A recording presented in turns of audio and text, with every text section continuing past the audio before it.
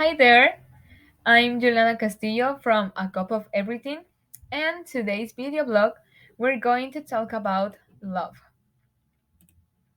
Love. Everyone knows what love is, right? Well, it's that feeling of pleasure and happiness when you look at your loved ones. We experience love and being loved since the day we're born. Love is a good feeling. Love makes us feel alive in a world that is full of hate and horrible acts.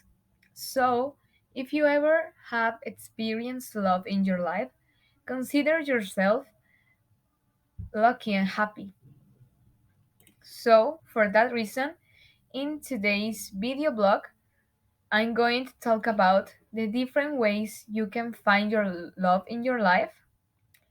Then I will tell you my inexperience in romantic love. And finally, I will talk about the existence of love languages. Okay, let's get started. We can look and find love everywhere or with anyone because love is not only related to romantic love. In our society exists a lot of different ways to know what love is. For example, we can find love in our friends, which is one of the purest loves we have in our lives. Or we can find love in our family, which starts the day we're born. Love for our pets, which is the reason why I still believe in love at first sight. Love for ourselves, which is sometimes difficult to find. And finally, obviously, romantic love. That love that we always want to have in our lives for all the beautiful things that come with it. Because the society itself, the whole world, and even our parents teach us that exists. That is magical when you find at your person the apple of your eyes. All these types of love are so important in our daily life because makes us feel important in other people's lives and make us feel conscious about our self-worth. But what happens when you have experienced all these types of love except romantic love? Well, that's my story. I always hear about songs, movies, books that talk about love, that talks about how it feels to be in love by someone. But I'd never experienced that in my 18 years of life. And yeah, I know I'm too young to be worried about this.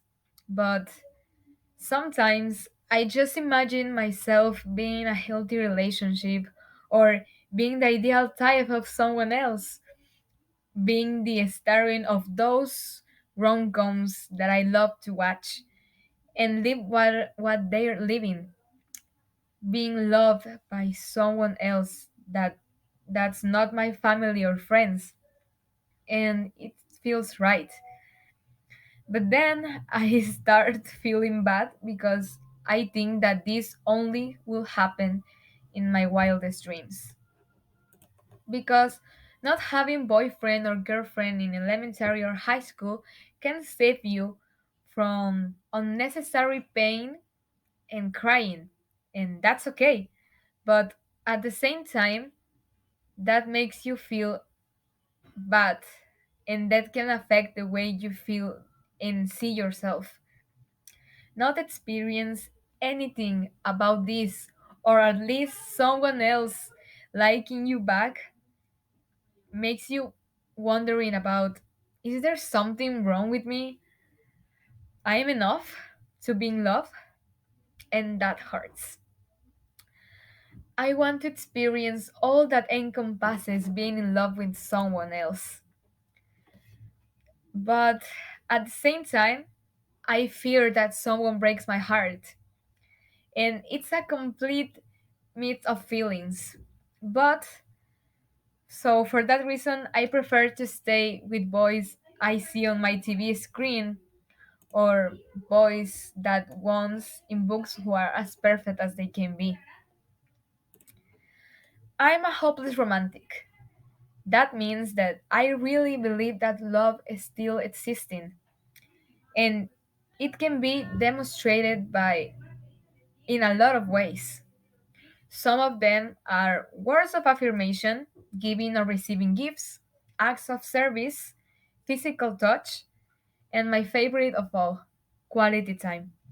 All of these are love languages, and they are little details, but if we put more of our attention in that, will we notice that everyone has it, also you and me. In summary, I can say that although this type of love is not yet in my life, that doesn't mean that I will not have it. I'm still young, so there's a lot of opportunities to being in love or have a broken heart. I still have a lot to live and experience. And that's not sounds that bad, right? So, thank you. And remember, it's just my opinion. Bye.